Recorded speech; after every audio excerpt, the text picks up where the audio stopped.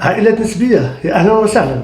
مرحبا بكم معنا في هذا الفيديو الجديد الذي سوف نتطرق من خلاله إلى موضوع جد مهم. هذا الموضوع وهو كيفية حل مسائل.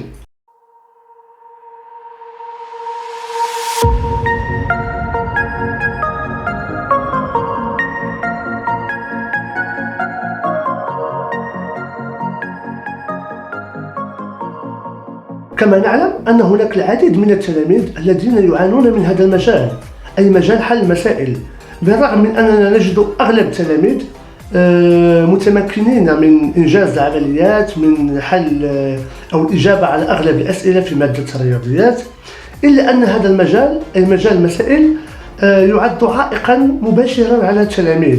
وأغلب التلاميذ دائما عندما تسألهم ما هو الشيء الذي تجدون فيه صعوبة في مادة الرياضيات يجيبونك بالمسائل.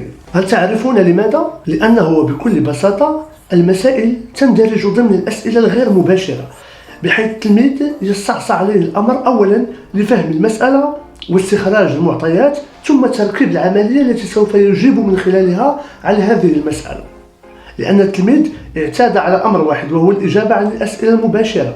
دائما عندما نعطيه العملية فهذا يعتبر سؤال مباشر، أي التلميذ يقوم فقط بالإجابة عن هذه العملية بكل بساطة من خلال المهارات والمكتسبات التي اكتسبها في السنوات الماضية. ولكن عندما يواجهه مسألة دائما يستعصى عليه الأمر. لا أتكلم عن جميع التلاميذ، وإنما أتكلم على أغلب التلاميذ. هناك بعض التلاميذ متفوقين ودائما يجدون صعوبة في هذا المجال. هناك العديد من المدرسين الذين ينصحون التلاميذ بأن يقوموا دائما بقراءة المسألة، أولا قراءة جيدة، ثم استخراج المعطيات، ثم الإجابة عن المسألة. أنا باعتقادي أن هذه الطريقة تعتبر طريقة تقليدية قديمة، بحيث سوف يتمكن نسبة قليلة من التلاميذ من الإجابة عن المسألة بواسطة هذه الطريقة. أما النسبة الأخرى التي تشكل النسبة الكبيرة لن يتمكنوا من حل المسألة بواسطة هذه الطريقة. والدليل هو أنه رغم أن جميع الأساتذة يقدمون من زمان هذه الطريقة للتلاميذ، إلا أن معظم التلاميذ دائما يستعصى عليهم الأمر لفهم أو حل المسألة، لأنه بكل بساطة التلميذ سوف يقرأ المسألة بشكل جيد. هذه هي الصعوبة. الصعوبة هي كيفية تركيب العملية التي سوف تجيب عن المسألة. باختصار سوف تقولون لي ما هي أحسن طريقة التي سوف نقدمها إلى التلاميذ لكي يقوموا بحل المسألة بشكل سهل. الطريقة التي سوف أعطيكم إياها باعتقادي أنا هي الطريقة الجيدة والمناسبة، أو سأسميها بالطريقة السحرية. لماذا؟ لأنني قمت بتجربتها مع تلاميذتي وحقا أعطت أكلها. في الأول التلميذ لن يتمكن من تطبيق الطريقة بشكل جيد. لماذا؟ لأنها تحتاج إلى الممارسة، أي استعملها في المرة الأولى واستعملها في المرة الثانية وأعتاد على استعمالها، ثم سأتمكن من حل جميع المسائل بواسطتها. إذا باختصار سوف أقول لكم ما هي هذه الطريقة.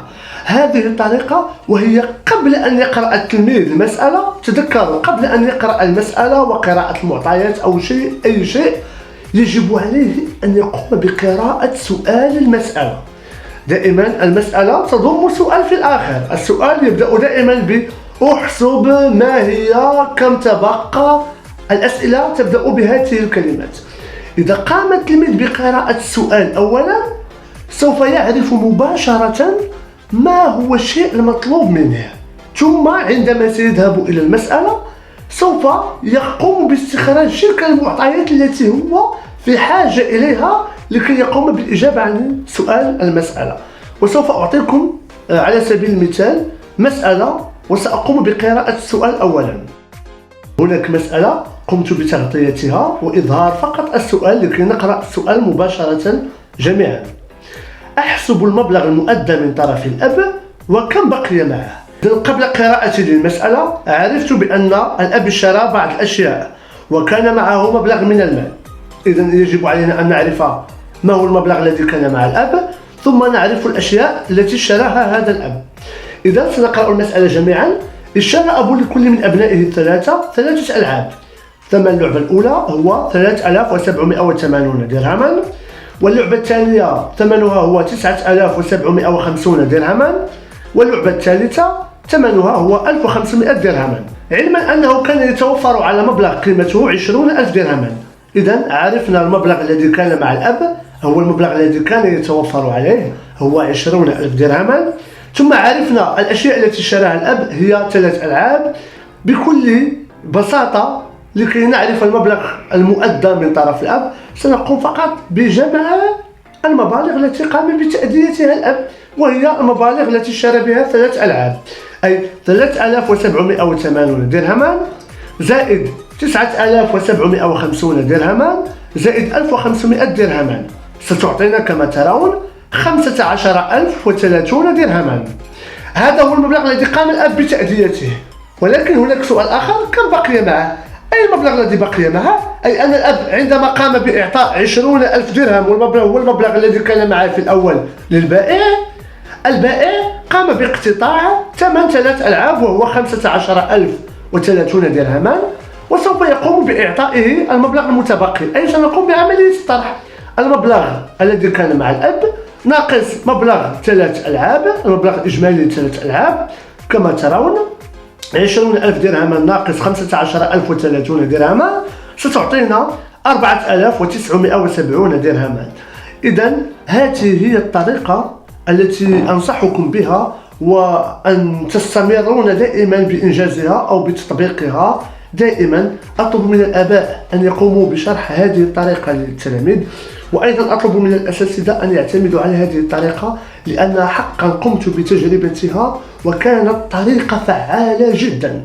وفي النهاية سأقول لكم شكرا على تتبعكم لهذا الفيديو، ولا تنسوا الاشتراك بالقناة وتفعيل الجرس لكي يصلكم أي جديد مني، وأضرب معكم موعدا آخر في فيديو لاحق إن شاء الله، الذي سوف أشرح من خلاله مشكل من المشاكل التي يواجهها التلميذ داخل القسم.